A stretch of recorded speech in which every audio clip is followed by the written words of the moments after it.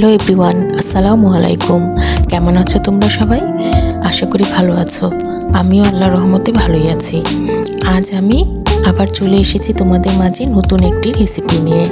আজ আমি তোমাদেরকে দেখাবো বাসায় কিভাবে রোস্ট রান্না করবে। তো চলো দেখে নেওয়া যাক। এখানে আমি দুটো সোনালী মুরগি নিয়েছি এবং মুরগিগুলোকে রোস্টের পিস করে নিয়ে ভালো করে ধুয়ে পানি ঝরিয়ে নিয়েছি। এখন আমি এতে দিয়ে দিচ্ছি লবণ আর হলুদ মেখে আমি এটাকে তেলে একটু ভেজে নেব। আমি কড়াইতে পরিমাণ মতো তেল ঢেলে নিলাম। এখন আমি এক এক করে মুরগির সব পিসগুলোকে ভেজে নেব। হালকা একটু ভেজে নিলে রোস্টটা একটু ভালো হয়। এই তো আমি এক এক করে সবগুলো পিস ভেজে নিচ্ছি।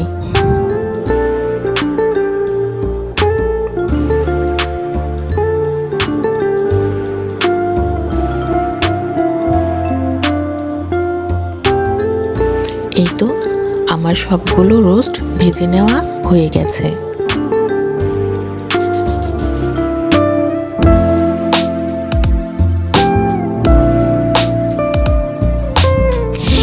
এবার আমি একটি পাত্র বসিয়ে নিয়েছি। এখন রোস্টটা রান্না করে নেব।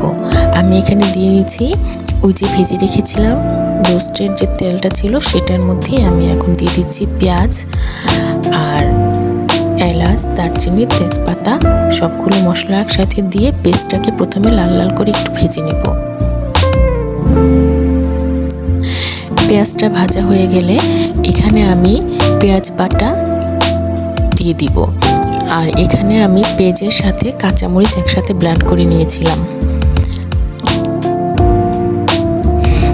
দিয়ে নিচ্ছি স্বাদ মতো লবণ।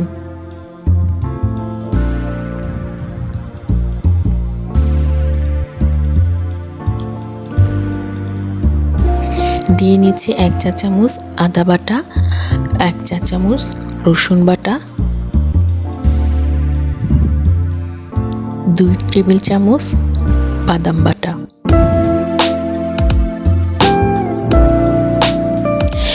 এবার আমি এতে দিয়ে নিচ্ছি গরম মশলার গুঁড়া, জিরার গুঁড়া আর ধনিয়ার গুঁড়া।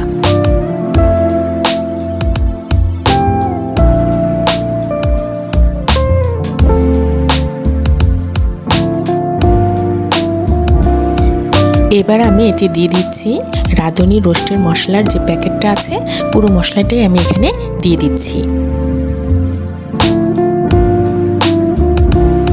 এবার আমি এতে সামান্য পরিমাণ পানি দিয়ে মশলাটাকে ভালোভাবে নেড়ে চেড়ে নিচ্ছি।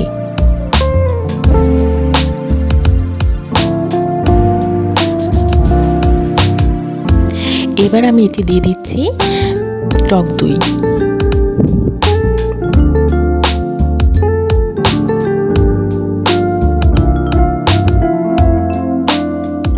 এবার আমি মশলাগুলোকে ভালোভাবে কষিয়ে নেব। মশলাটা কষানো হয়ে গেলে এতে আমি ভেজে রাখা রোস্টের টুকরোগুলো দিয়ে দিচ্ছি।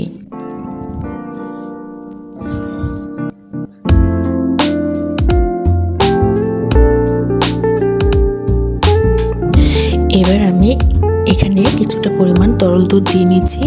দিয়ে আবার ভালোভাবে নেড়ে চেড়ে আরও কিছু সময়ের জন্য রোস্টটাকে কষিয়ে নেব।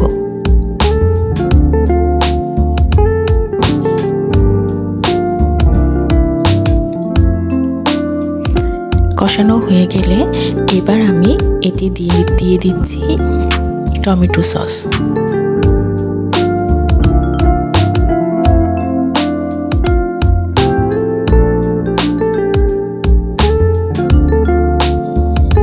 এই তো রোস্ট আমার কষানো হয়ে গেছে।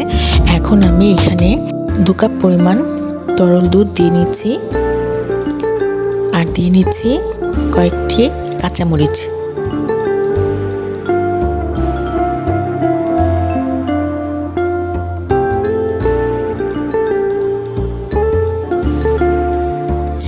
এবার আমি তরল দুধটা দিয়ে রোস্টটাকে ঢেকে দেব ভালোভাবে সিদ্ধ হওয়ার জন্য।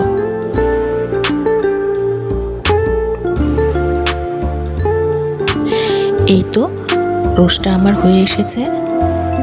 এখন আমি আগে থেকে ভেজে রাখা পেঁয়াজের বেরেস্তাগুলো এর উপরে ছড়িয়ে দিব।